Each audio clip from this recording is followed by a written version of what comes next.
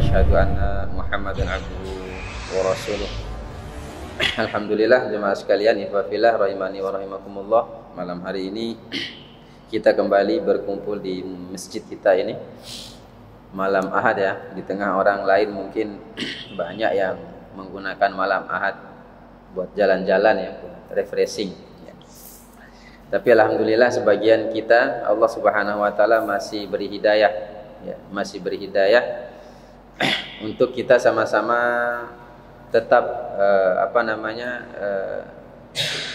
melazimi dalam perkara ibadah, yaitu ibadah kalau istilah saya mungkin ini ibadah akhir zaman ini. Belajar agama ini ya.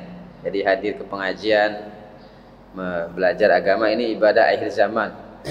Kenapa ibadah akhir zaman? Karena memang sudah sedikit sekali orang yang mau belajar. Bandingkan pada era-era orang-orang terdahulu dari kalangan para salafus soleh kita dulu, dalam riwayat disebutkan tentang bagaimana majelisnya Imam Ahmad bin Hanbal rahimahullah taala. Ya, Imam Ahmad bin Hanbal rahimahullah sekali majelis itu 5.000 yang hadir. Itu tidak ada mikrofon ya, tiada mic lagi, berarti ada salon, tapi 5.000 yang hadir. Itu berkahnya luar biasa ya. Ya. Nah, kita sekarang sudah ada lengkap ya, ada mikrofon, ada justru sudah tidak seperti itu. Kita semangat kita belajar hari ini. Ya. Gimana, sudah keluar suaranya? Bagus. Ya, alhamdulillah. Kita lanjutkan kembali dalam pelajaran kita dalam hadis ini. Kita masih di bab al-mujahadah ya.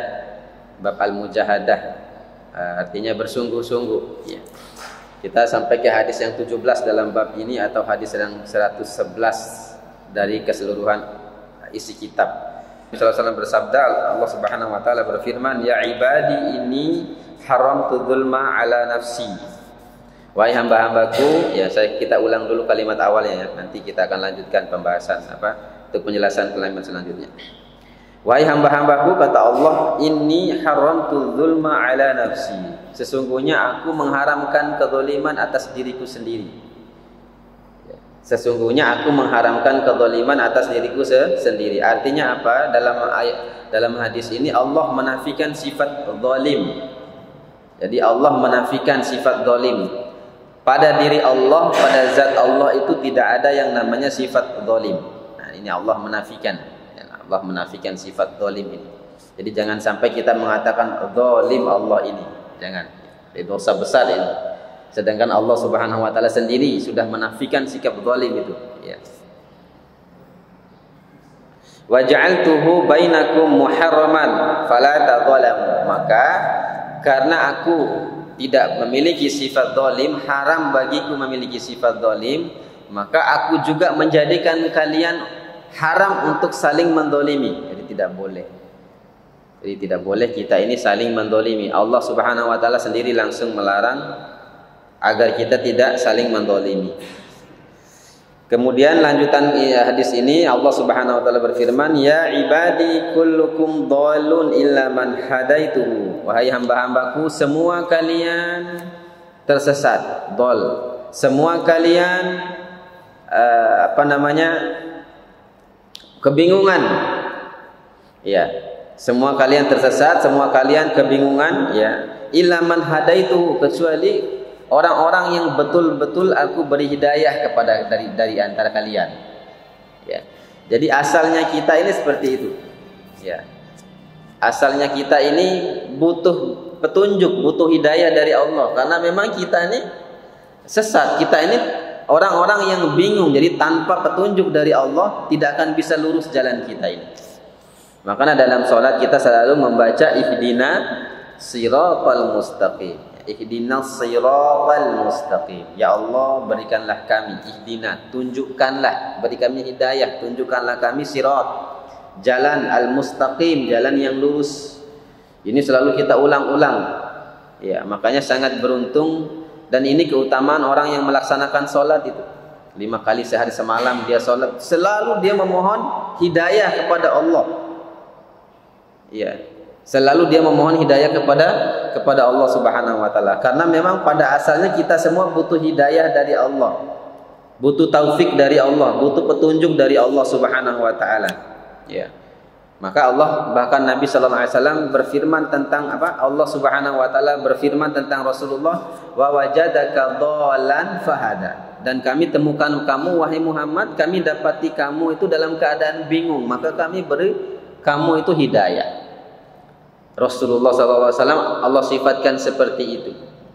Ya. Apalagi kita yang bukan nabi, kita yang bukan rasul, kita ini yang manusia biasa yang bahkan punya iman yang labil istilahnya ya. Ya, naik turun itu iman kita ya. Sudah naik turun lagi ya. Ya. Kalau terasa turunnya jangan sampai lama turunnya, naikin lagi, naik ya. Ya itulah namanya manusia begitu, naik turun ya, naik turun. Yang tidak wajar itu keluar masuk ya. Imannya keluar masuk lagi. Imannya keluar masuk lagi. Ya. Ini yang tidak wajar. Tapi kalau masih naik turun ya biasa itu. Ya, tapi usahakan stabil. Kalaupun turun janganlah turun poda nih ya. Makanya salah satu untuk istiqomah di atas keimanan, keilmuan, di atas ibadah itu salah satunya ini, kita duduk begini nih dalam rangka kita istiqomah. Ya, maka ada beberapa para ulama mengatakan ya, bagi kita yang berat melaksanakan ibadah-ibadah yang terasa berat, umpama seperti tahajud, seperti puasa Daud atau puasa Senin Kamis ya, itu ibadah-ibadah yang berat. Nah, untuk melazimi istiqomah dalam ibadah itu ada beberapa trik. Yang pertama adalah ini, kita lazimi kajian-kajian ilmu. Ini trik untuk istiqomah. Coba kita bisa rasakan kalau kita jauh dari kajian, dari belajar agama, masya Allah. Ya, dan belajar agama kita belajar lewat buku, baca-baca buku, tidak sama dengan hadir di majelis. Lebih berkah di sini. Dulu ada muridnya Imam Malik rahimahullahu taala. Ya, beliau selalu rajin mendatangi majelis Imam Malik. Suatu ketika dia menghilang orang ini. Akhirnya Imam Malik bertanya kepada teman-temannya, ini si fulan mana? Aina fulan? Ditanya. Oh, si fulan dia sudah punya banyak buku di rumah. Ya, dia mengandalkan baca buku. Kasih tahu, kirim ke salam buat fulan, kata Imam Malik, bahwasanya duduk bermajlis seperti ini lebih berkah dibandingkan dia hanya belajar sendiri lewat kitabnya, lewat buku yang dia miliki. Ya, bukan tidak boleh, bahkan lebih bagus hadir majelis, kita pulang di rumah kita punya buku untuk kita baca, itu bagus bahkan. Tapi jangan sampai karena ada buku seperti itu, apalagi yang cuma ngandalin belajarnya lewat Facebook ya, lewat satu lagi lewat YouTube, itu tidak ada berkah. Bahkan biasanya orang belajar seperti itu banyak bingungnya. Ya, akhirnya tanyanya, saya punya banyak pengalaman ya tentang ya mereka yang semangat hanya belajar lewat online nih, belajar lewat Facebook, ya, lewat YouTube saja. Jadi ada kajian-kajian seperti ini tidak mau mereka hadir. Akhirnya apa? Yang kebingungan nanti kita yang jawab pertanyaan-pertanyaan itu ya. Banyak inbox masuk. Kadang malas juga saya jawab.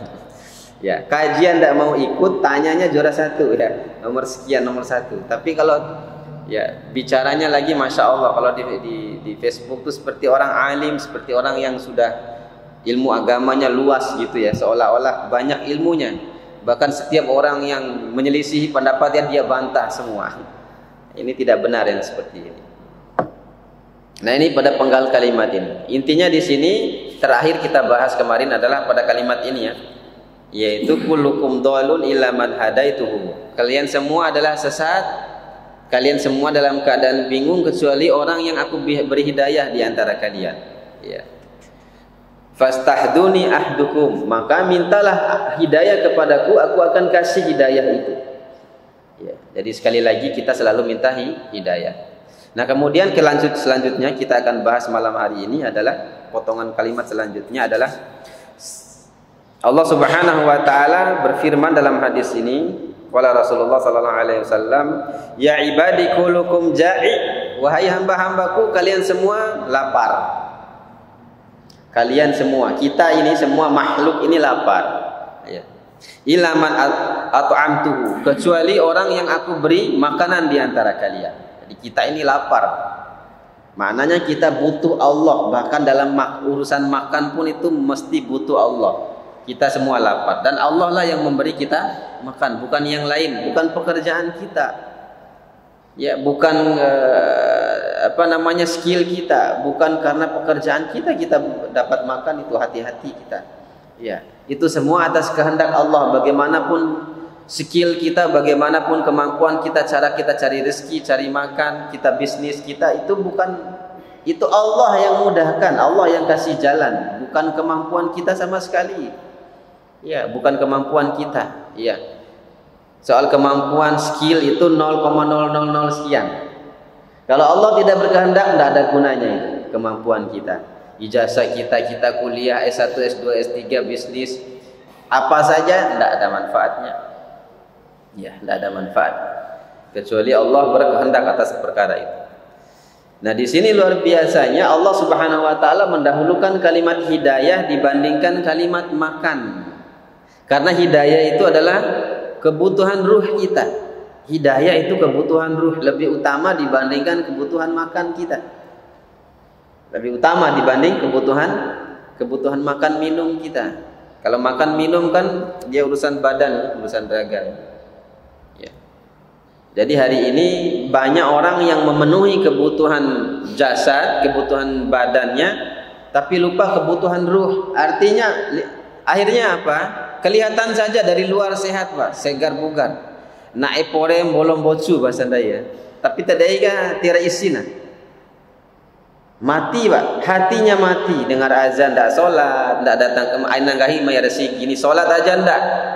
Buat apa? Jasad yang begitu bagus dari luar, nampak bagus dari luar, indah dari luar, tapi ternyata ruhnya mati, tidak ada manfaatnya. Tidak ada manfaat. Yang lebih baik ruh kita hidup sehat, sekalipun di luar kita nampak kurus, ya, nampak tidak bugar dan seterusnya, ya. Lebih baik itu. Ya, lebih baik lagi kalau kedua-duanya sempurna. Itu yang kita harapkan, ya. Itu yang kita harapkan. Nah, ini Allah Subhanahu wa taala di sini menyebutkan perkara ruh, perkara iman terlebih dahulu, itu hidayah, kemudian baru Allah menyebutkan perkara urusan fisik kita, yaitu makan. Allah mengatakan kalian semua lapar.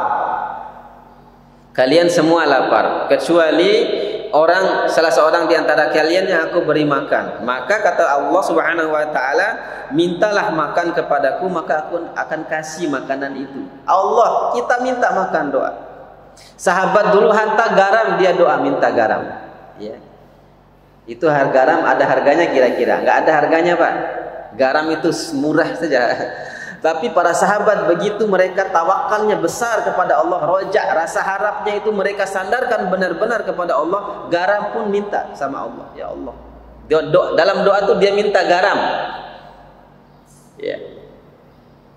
Begitu beda, ya, beda bagaimana keadaan kita dengan para salaf kita terdahulu, ya.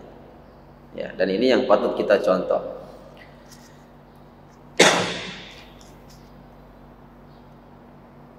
Allah yang kasih makan. Saya kemarin kebetulan pernah nonton di Facebook, ya. Ada video gitu, ada seorang laki-laki dia pinggir pantai, di pinggir pantai nikmati suasana pinggir pantai, dia nikmati ada kopi, ada roti caru poda, ada mana roti ini ang cagu bilapis, apa istilahnya tuh yang zaman sekarang itu burger, ya, burger. Bunga pau kandakir sudah angkat, dia mau ambil roti itu, ya, artinya dia percaya itu rezeki dia, ya. Dia sia-sia, dia bawa dari rumah. Mau masuk mulutnya sudah terbuka begini, tiba-tiba datang burung elang, siu. Hilang rotinya, Pak, sekali. Seketika itu hilang rotinya, dirampas sama burung. Allahu Akbar. Maknanya apa? Bukan usaha kita. Kalau Allah bilang itu bukan rezeki kita, bukan buat kita. Sekalipun kita sudah bawa dari rumah makanan itu, kita kasih kecap, saus, kita kasih sambal, sudah kita susun itu bikin burger, ya. Kalau bukan punya kita, bukan rezeki kita, tidak dapat. Makanya Allah mengatakan di sini, kalian semua lapar kata Allah. Hatta kita sudah ada bahan makanan di rumah. Kita sudah punya stok beras, kita sudah punya stok mie instan, ya, ikan, sayur, semua sudah ada. Tapi tetap yang ngasih makan itu Allah. Tadi saja orang sudah mau suap, datang burung ambil. Ya kan? Atas siapa? Atas kehendak Allah Subhanahu wa taala. Kemudian selanjutnya Allah Subhanahu wa taala berfirman, "Ya ibadi kullukum 'arin illa man kasautuhu fastaksuni aksukum." Wahai hamba-hambaku, kalian semua ini telanjang kata Allah. Kalian semua telanjang. Tidak ada harganya kita ini telanjang kata Allah. Maka mintalah pakaian kepadaku, aku akan kasih pakaian itu. Dan ini benar. Dari lahir kita ada yang pakai baju langsung? Ada? Tidak ada lah. Kalau ada orang melahirkan, ada bayi keluar langsung pakai popok atau pakai baju gitu ya, lari bidannya Pak. Ya, mau kiamat sudah itu. Ya. Semua telanjang kata Allah jelas.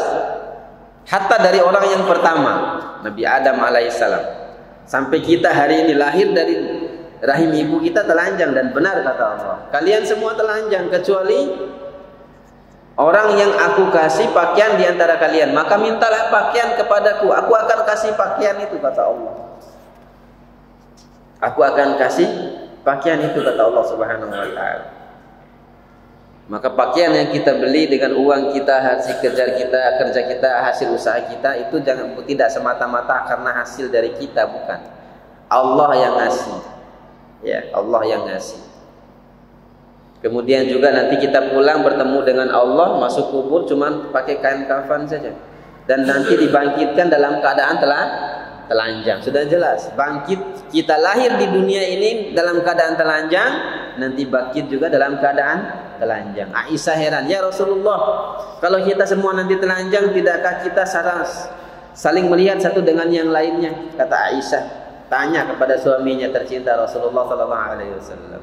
Nabi mengatakan saking sibuknya orang pada saat itu, tibaram tio anyi baik. Ya, padahal di dunia ke ete bodi tio boleh segairen. Ya, lete ubi. Ya, yang bikin bahkan orang bikin banyak dosa manusia ya itu. Ya. Tapi nanti di akhirat saking dahsyatnya urusan itu, ya, keringat ada yang sampai mata kaki, ada yang sampai lutut. Keringat apa itu? Keringat takut dahun dai pere etes au morohobi kan. Ya. Di kita keringatan kita main futsal, main anu saja banyaknya, apalagi ini luar biasa, keringatnya lebih banyak lagi, rasa takut. Ada yang bahkan sampai leher. Keringat itu bahkan sampai tidak bisa bernapas saking tinggi keringatnya. Kenapa? Karena rasa takut, tidak sibuk. Disibukkan dengan urusan masing-masing. Maka kata Nabi, tidak ada yang sempat lihat kiri kanan karena sibuk memikirkan nasib nanti apa nih yang bakal saya dapatkan ini. Allahu Akbar. Kita semua telanjang kata Allah, kecuali orang-orang yang aku kasih pakaian di antara kalian. Ya.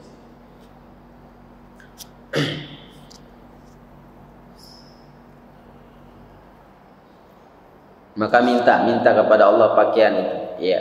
Dan sebaik-baik pakaian adalah pakaian takwa. Kita masuk ke masjid juga seperti itu. Kita perhatikan adab-adab kita, termasuk menghadiri majelis ilmu. Jangan datang pakai baju kaos, ya. Ya, jangan pakai baju-baju yang biasa. Jadi biasakan, bedakan. Karena semua ada adab. Datang di masjid, sholat, ya, Allah perintahkan untuk memakai pakaian takwa. Ya, pakaian takwa. Ya, tibune sekali-sekali nih umpama sampo deka baju koko nih, ya. Nah, kebetulan. Saya yakin ini yang datang pakai baju kaos ini kebetulan saja. Ya, karena sampo yang ada apa Sudirman ya. Ya. Lagi kotor saja bajunya, insya Allah. Makanya kalau perbanyak baju koko itu biar kita kemana-mana enak, tinggal sholat, ya. Siap sholat, kita jalan kiri kanan, sudah masuk waktu sholat, tinggal masuk masjid saja, tidak perlu repot-repot kembali ke rumah dan seterusnya. Kalau baju-baju kaos biasalah pakai siang-siang di rumah, itu seperti itu, ya, seperti itu. Jadi kita semua telanjang kata Allah. Kita semua telanjang, ya.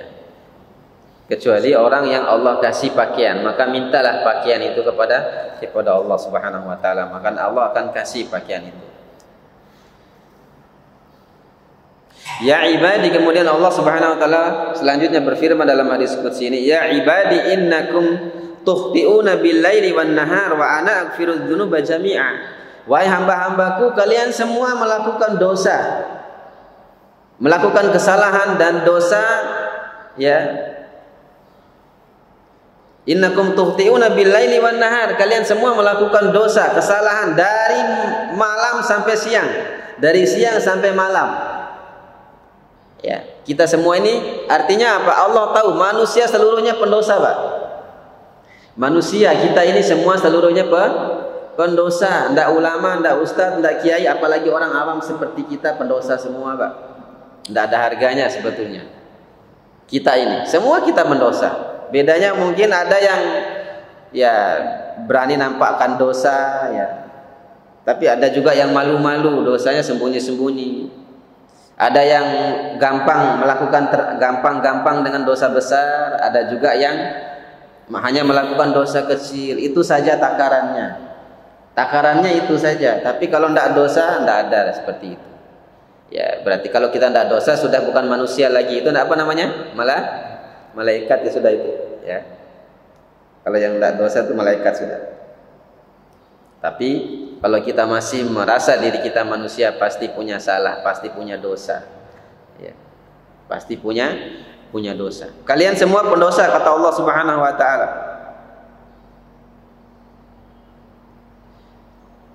Ya, tukhti'una bil-laili wan-nahar wa ana aghfirudz dzunuba jami'a. Kalian selalu melakukan dosa baik malam maupun siang, maka dan aku adalah zat yang maha mengampuni dosa, seluruh dosa aku ampuni kata Allah. Apapun dosa kita aku ampuni kata Allah Subhanahu wa taala. Fastaghfiruni aghfir lakum, maka mintalah ampun kepadaku, aku akan ampuni kalian. Maknanya apa? Padahal kang ampu benda iki dak ngampu wae rumah dari sikone dak ngampu, dah kang ngampu rumah wes. Poda kaina, bau tahu rumah ke. Allah itu maha baik. Makanya kita tadi malam sudah bahas ya di halaqah kita tadi malam, ya. Itu keyakinan Ahlussunnah wal Jamaah. Kalau ada orang yang mati dalam keadaan maksiat, ya, tidak boleh kita pastikan dia itu neraka, tidak boleh. Karena orang yang mati dalam keadaan maksiat sekalipun dia itu berada tahta masyiah Allah, di atas kehendak Allah. Insya'a adzabahu wa insya'a ghafira lahu. Itu urusan Allah. Kalau Allah mau, Allah azab dia karena maksiatnya, dia mati membawa maksiat. Dan sebaliknya kalau Allah mau, Allah ampuni dia. Allah ampuni dia. Ini Ahlussunnah wal Jamaah. Maka beda dengan akidah Mu'tazilah. Mu'tazilah orang yang mati bawa maksiat, mereka mengatakan tempatnya adalah al-manzilatu bainal manzilatain kata mereka. Mereka ini bukan kafir, bukan juga muslim. Ya kan bingung juga ini. Kalau kita tidak, kalau orang mati dalam keadaan maksiat, fasik dia, tapi tetap muslim yang fasik, yang berbuat dosa. Tapi kalau Mu'tazilah laisal muslim wa laisal kafir kata mereka, bukan muslim dan bukan kafir. Nah, kemudian di akhirat, kalau kita di akhirat terserah Allah. Allah kalau mau hukum, kalau Allah ampuni itu terserah Allah karena dia masih muslim. Itu keyakinan Ahlussunnah wal Jamaah. Tapi kalau Mu'tazilah, orang yang mati dalam keadaan tadi masuk neraka, kekal di dalamnya selama-lamanya. Itu Mu'tazilah seperti itu. Ya. Apa pelajarannya? Orang yang mati bawa dosa saja bisa jadi Allah ampuni. Ya, bisa jadi Allah ampuni, apalagi kita manusia yang masih hidup selalu mohon ampun kepada Allah. Allah bilang sendiri di sini, ya. Wa ana aghfirudz dzunuba jami'a, dan saya mengampuni dosa seluruhnya. Semua dosa, hatta dosa syirik. Kalau kita minta ampun, Allah ampun. Ya. Kalau kita minta ampun, Allah ampuni dosa itu. Ya. Maka kalau Allah ingin agar Allah selalu ingin mengampuni dosa kita, fastaghfiruni aghfir lakum. maka mohon ampunlah kepadaku, aku akan ampuni kalian, kata Allah. Ya, aku akan ampuni kalian.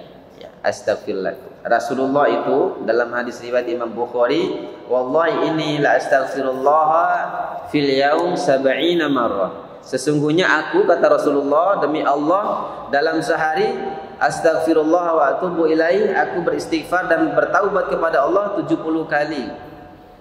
70 kali, Pak. Itu siapa? Rasulullah. Astaghfirullah wa atubu ilaih, astaghfirullah wa atubu ilaih, astaghfirullah wa atubu ilaih, astaghfirullah wa atubu ilaih. 70 kali dalam sehari itu. Nabi seperti itu. Dalam hadis riwayat Imam Muslim ada redaksi yang berbeda, disebutkan beliau menyatakan mi'ata marrah. Nabi beristighfar dan bertaubat itu dalam sehari 100 kali. Padahal Nabi tidak dosa. Nabi tidak, apa yang harus taubat Nabi? Tidak ada kan? Nabi maksum, Allah jaga Nabi. Ketika ingin berbuat salah, Allah tegur. Tidak jadi salah sudah. Tapi sekalipun seperti itu, Nabi keadaannya tetap bertaubat dan beristighfar. Jendai ke suku bersembaya berani istighfar kaya. Kalau 3 kali setelah sholat berarti 3 kali 5 15 dalam sehari, ya. 15 dalam sehari, lumayan lah. Tapi masa sih nggak bisa di atas itu ya? Masa situ bau istighfar di atas kendaraan. Istighfar ini tidak perlu kita, tidak mesti juga kita datang duduk di masjid hadap kiblat, tidak mesti. Di atas kendaraan lagi jalan, lagi kerja, yang punya toko tunggu toko, jaga toko sambil tunggu datang orang yang beli, astagfirullah wa atubu ilaih, astagfirullah wa atubu ilaih, astagfirullah wa atubu ilaih. Kalimat yang luar biasa. Ya, bahkan kata para ulama ketika mensyarah sayyidul istighfar, Allahumma anta rabbi la ilaha illa anta khalaqtani wa ana 'abduka wa ana ala ahdika wa 'adika mastata'tu, dan seterusnya sampai selesai kalimat sayyidul istighfar itu. Para ulama mengatakan, ya, tidak ada perkara yang mampu menghancurkan dosa besar selain istighfar. Jadi dosa sebesar dunia sekalipun hancur karena istighfar. Kalau amal soleh dia menghancurkan dosa, tapi tidak mampu menghancurkan dosa besar. Amal soleh kita, puasa kita, sholat kita tidak bisa, Pak. Dosa-dosa kecil saja. Tapi kalau istighfar, dosa sepenuh bumi hancur. Kata para ulama. Ini luar biasanya perbedaannya dengan yang lain masalah istighfar ini. Astaghfirullah wa atubu ilaih. Makanya Nabi kalau setiap selesai sholat, kadang beliau hanya mengucapkan istighfar, astagfirullah 3 kali, astagfirullah, astagfirullah, astagfirullah 3 kali. Tapi kadang juga ada lafaz yang lebih lengkap, astagfirullah wa atubu ilaih, astagfirullah wa atubu ilaih, astagfirullah wa atubu ilaih. Itu ucapan Nabi. Kedua-duanya diriwayatkan dari Nabi, sama-sama sahih. Jadi boleh kita astagfirullah saja, boleh astagfirullah wa atubu ilaih. Itu agak lengkapnya. Maka kadang-kadang saya pakai yang dua-duanya ini hadisnya. Sudah. Itu waktu Indonesia Timur itu ya. Yang di luar belum azan ya, di luar. Kita lanjutkan dulu sebentar. Itu cuman alarm saja sepertinya. Jadi, dan istighfar ini banyak manfaatnya. Ndai mesusah muri akhirnya di Korea istighfar yang mutajani. Ya. Dalam hadis Nabi mengatakan, oh hari kayak gimana? Ya, kita yang susah ini perbanyak istighfar, Pak. Ya. Ya, dalam hadis Nabi mengatakan, ya, dalam hadis ini riwayat Imam An-Nasa'i ya. Nabi mengatakan, man lazima al-istighfar ja'ala Allahu fi kulli dzikin kharaja wa fi kulli hammin makhraja wa yarzuquhu min haitsu la yahtasib. Ya, hadis riwayat Imam An-Nasa'i. Barang siapa yang lisannya selalu beristighfar, kata Rasulullah, ya, maka setiap ada sempit dalam dadanya Allah mudahkan, diluaskan. Wati mudahanun atau istighfar, wati bingung, wati galau ya kayak zaman sekarang. Tak mudah galau, Pak, kalau orang banyak istighfar. Dan orang kalau banyak istighfar, ya, setiap ada masalah Allah kasih kemudahan, dikasih makhraja, jalan keluar. Kalau ada masalah istighfar, astagfirullah. Allah kasih jalan keluar dari mudah. Jadi ketika kita ingin solusi perkara itu, banyak istighfar, banyakin istighfar. Wa yarzuquhu min haitsu la yahtasib, dan Allah kasih rezeki dari arah yang tidak disangka-sangka. Orang kalau banyak istighfar itu ya, rezekinya itu banyak. Imam Ibnu Taimiyah ya, pernah suatu ketika beliau bercerita, saya pernah membaca satu buku, saya pelajari ya. Saya ulang-ulang tidak paham-paham ini isi buku ini ya, kata Ibnu Taimiyah. Saya ulang-ulang, padahal orang-orang dulu termasuk Ibnu Taimiyah ini sekali baca langsung paham, bahkan hafal ya. Tapi dalam sebagian perkara mereka seperti itu. Kata Ibnu Taimiyah, akhirnya saya tutup buku. Kata Ibnu Taimiyah, saya banyakin istighfar, astagfirullah, astagfirullah, astagfirullah. Kata Ibnu Taimiyah, ratusan kali saya beristighfar. Setelah itu saya buka kembali, ya, kata Imam Taimiyah. Setelah saya buka kembali, saya baca, langsung paham pada saat itu juga. Allah mudahkan, dikasih kemudahan oleh Allah Subhanahu Wa Taala. Ya, dikasih rezeki. Ya, kita juga sudah sama-sama dengar ya kisah Imam Ahmad bin Hanbal itu ya, sering kita dengar ya di ceramah-ceramah ustaz-ustaz. Ya, seorang penjual roti. Ya. Seorang penjual roti yang sudah lama ingin bertemu dengan Imam Ahmad bin Hanbal, ya, bukan Allah kirim dia ke Imam Ahmad, tapi Imam Ahmad yang diantar oleh Allah kirim ke orang penjual roti ini, pau hebat atau mambar roti ini, karena banyak istighfar. Jadi doanya itu apa yang dia inginkan, termasuk ingin bertemu dengan Imam Ahmad, dipertemukan oleh Allah. Bahkan bukan dia yang datang ke rumah Imam Ahmad, Imam Ahmad yang datang ke rumah penjual roti ini, didatangkan oleh Allah. Sampai dalam kisah Imam Ahmad mau duduk gak bisa, mau baring bingung, seperti ada sesuatu yang mengganggu pikirannya, mau baca Quran juga gak bisa, zikir bahkan gak bisa, kata Imam Ahmad. Akhirnya Imam Ahmad keluar, ikuti langkah kakinya saja. Ya, ternyata apa? Ternyata karena istighfarnya penjual roti tadi, diantar oleh Allah. Wa yarzuquhu min haitsu la yahtasib.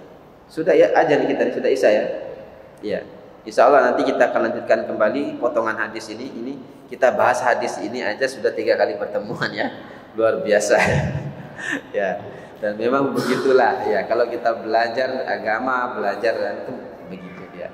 Jadi karena cakupan daripada ilmu agama, apa yang disampaikan oleh Nabi Sallallahu Alaihi Wasallam dalam hadis itu sangat luas. Ya, sangat luas. Apalagi kalau kita gali dari penjelasan para ulama terdahulu.